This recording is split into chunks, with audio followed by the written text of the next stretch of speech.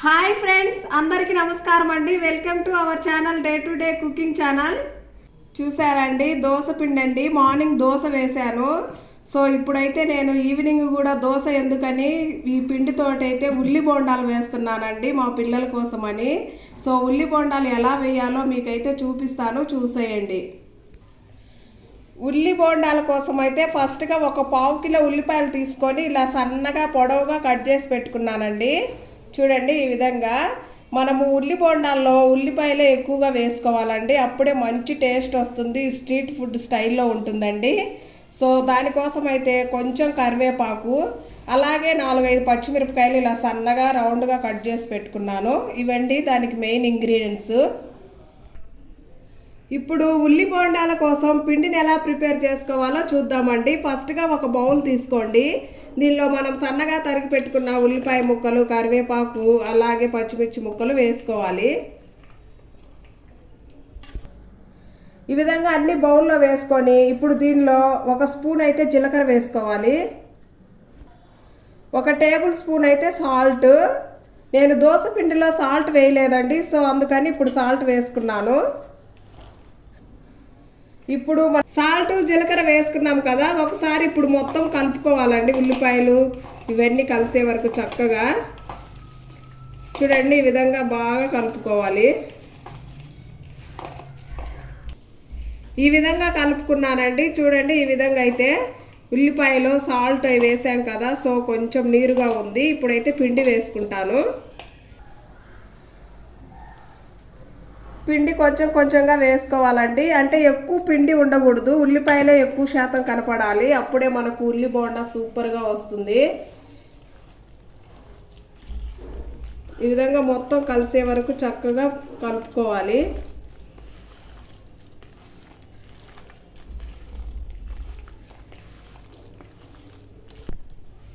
ఈ విధంగా అయితే కలుపుకున్నాను. బియ్యం పిండి వేసుకొని దోస పిండి ఈ విధంగా వచ్చిందండి, కొంచెం లూజ్గా ఉన్నట్టుంది. సో నేనైతే ఇప్పుడు ముందుగా పట్టి పెట్టుకున్నానండి డ్రైగా బియ్యం పిండి, సో అదైతే వేసుకుంటాను. చూడండి,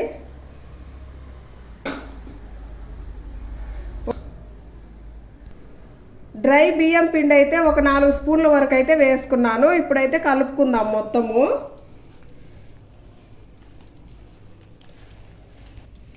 లూజ్గా ఉంటే 4 స్పూన్లు పొడి బియ్యం పిండి వేసి కలిపానండి. సో ఇప్పుడైతే కరెక్ట్గా సరిపోయింది మనకు కన్సిస్టెన్సీ. చూడండి, ఈ విధంగా అయితే కరెక్ట్గా వచ్చింది. ఇప్పుడు ఇలా బోండాలు వేసుకోవచ్చు చక్కగా. చూడండి, అంత లూజ్ కాకుండా అలాగని గట్టిగా కాకుండా మీడియంగా చక్కగా వచ్చేసిందండి. ఇలా కలుపుకున్న తర్వాత దీనిలో కొంచెం బేకింగ్ సోడా అండి, సోడా పొడి వేస్తున్నాను. ఇప్పుడు వేయడం వల్ల ఇలా తక్కువగా వేసుకోవాలండి, ఒక చిటికెడంతా. ఎక్కువగా వేయకూడదు, ఎక్కువగా వేస్తే మళ్ళీ నీరు నీరుగా అయిపోతుంది. చూడండి, ఈ విధంగా తక్కువగా వేసుకొని కలుపుకోవాలి. ఇప్పుడు దీన్ని ఒక 5 మినిట్స్ పక్కన పెట్టుకుందాము. దీనికి కాంబినేషన్గా టమాటా చట్నీ అయితే చేస్తున్నానండి, అది ఎలా చేయాలో చూపిస్తాను.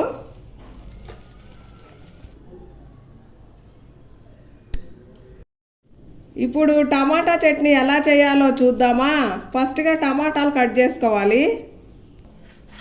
టమాటాలను ఈ విధంగా 4 భాగాలుగా కట్ చేసుకోవాలి. 5 టమాటాలు తీసుకొని ఈ విధంగా కట్ చేసుకున్నాను. ఇప్పుడు స్టవ్ మీద కడాయి పెట్టుకొని దీనిలో 1 గ్లాస్ మైన వాటర్ పోసుకోవాలండి. ఇప్పుడు దీనిలో మనం కట్ చేసి పెట్టుకున్న టమాటాలు వేసుకోవాలి. ఇవి ఒక 5-6 నిమిషాలు అయితే ఉడకబెట్టుకోవాలి. ఇలా వాటర్ పోసుకొని ఉడకబెట్టుకోవడం వల్ల టమాటా చట్నీ అనేది మనకు మంచి కలర్ వస్తుందండి. ఆయిల్ వేస్తే మాడిపోయి కలర్ మంచిగా రాదు. సో అందువల్ల నేను వాటర్ పోసి ఉడకబెడుతున్నాను. చూడండి, ఈ విధంగా అయితే ఉడికిపోయినాయి టమాటాలు. ఇప్పుడు మనము చింతపండు వేసుకోవాలండి, లైట్గా కొంచెం వేసుకోవాలి. చింతపండు వేసుకొని ఒకసారి ఇలా కలుపుకొని స్టవ్ అయితే ఆఫ్ చేసేస్తున్నానండి. ఈ వేడి దాంట్లోనే చింతపండు కూడా చక్కగా మెల్ట్ అయిపోతుంది. ఇప్పుడు ఇది 5 నిమిషాలు చల్లారే వరకు వెయిట్ చేద్దామండి. చల్లారేలోపు నేనైతే ఉల్లి బోండాల కోసమని ఆయిల్ పెట్టుకున్నానండి పొయ్యి మీద. ఇది ఆయిల్ కాగుతూ ఉండిద్ది. టమాటాలు అయితే చల్లారిపోయాయండి. ఇప్పుడు మనమైతే మిక్సీ పట్టుకోవాలి. చూడండి, అన్నీ మిక్సీ జార్లో వేసుకోవాలి.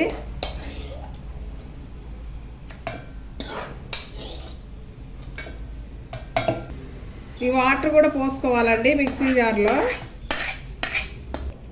ఇప్పుడు దీనిలో 1/2 టీ స్పూన్ అయితే జీలకర్ర వేసుకోవాలి. అలాగే రుచికి సరిపడా సాల్ట్ వేసుకోవాలి. అలాగే 1 స్పూన్ అయితే కారం వేసుకోవాలి. నేను పచ్చిమిరపకాయలు వేయలేదు కదండి, సో కారం వేసాను. ఇప్పుడు దీనికి మూత పెట్టుకొని మిక్సీ పట్టుకొని వస్తాను. చూడండి, ఈ విధంగా అయితే మిక్సీ పట్టాను చట్నీ. ఇప్పుడు దీన్ని పోపు వేసుకోవాలి. టమాటాలు ఉడకబెట్టుకున్న అదే బాండీలో అయితే పోపు వేస్తున్నాను. సో దాంట్లో అయితే 1 స్పూను ఆయిల్ వేసి, ఆయిల్ హీట్ అయ్యాక పోపు దినుసులు వేసుకోవాలి. పోపు దినుసులు చిట్టుపట్ట అన్నాక డ్రై మిర్చి వేసుకోవాలండి, ఎండుమిర్చి. అలాగే 4 వెల్లుల్లి రెబ్బలు కచ్చా పచ్చాగా దంచుకొని వేసుకోవాలి. ఇప్పుడు కొంచెం కరివేపాకు వేసుకోవాలి. ఇప్పుడు మనం గ్రైండ్ చేసుకున్న టమాటా చట్నీ అయితే వేసుకుంటున్నాను. ఇప్పుడు ఒకసారి కలుపుకోవాలి.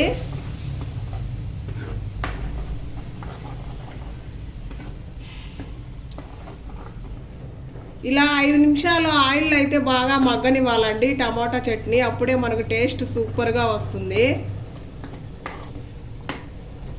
ఉప్పు ఒకసారి చెక్ చేశానండి, కొంచెం తక్కువగా ఉంది. సో కొంచెం వేస్తాను. సో కొంచెం అయితే వేసుకుంటున్నాను. ఇప్పుడు ఒకసారి కలుపుకోవాలండి బాగా.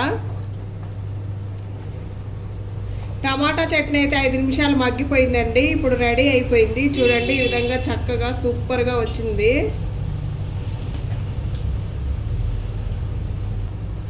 చట్నీ అయితే అయిపోయిందండి. స్టవ్ ఆఫ్ చేసుకుంటున్నాను. నేను ఉల్లి బోండాల కోసమని ఆయిల్ పెట్టాను కదండి, సో ఆయిల్ అయితే హీట్ అయిపోయింది. సో ఇప్పుడు ఉల్లి బోండాలు వేస్తాను.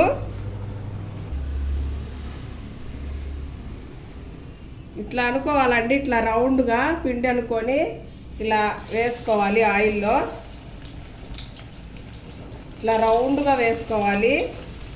మరి అంత పెద్దవిగా వేసుకోకుండా మీడియంగా వేసుకోండి. అప్పుడే మనకు బాగా కుక్ అయ్యి మంచిగా వస్తాయి. ఈ విధంగా మొత్తం వేసుకొని ఇలా కలుపుకోవాలండి. 2 నిమిషాల తర్వాత కలపండి, లేదంటే మొత్తం విరిగిపోతాయి. సో ఈ విధంగా 2 నిమిషాల తర్వాత ఇలా మొత్తం కలుపుకోవాలి. ఇవి మంచి కలర్ వచ్చే వరకు బాగా కుక్ చేసుకోవాలండి, బ్రౌన్ కలర్ వచ్చే వరకు. బోండాలు అయితే మంచి కలర్ వచ్చాయండి, కుక్ అయిపోయాయి. ఇప్పుడైతే నేను జాలి గిన్నెలోకి వేసుకుంటున్నాను. ఇవి తీసి చూడండి ఎంత మంచి కలర్ వచ్చాయో.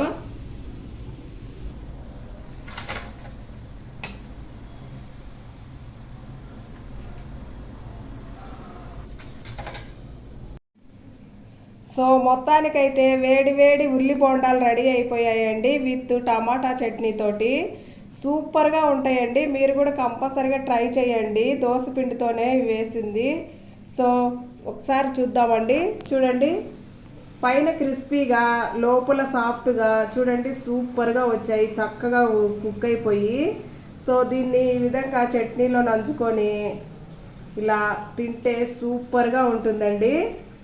వీడియో నచ్చితే లైక్ చేసి, సబ్స్క్రైబ్ చేసి, షేర్ చేసి, కామెంట్ చేయండి. Thanks for watching. Bye bye.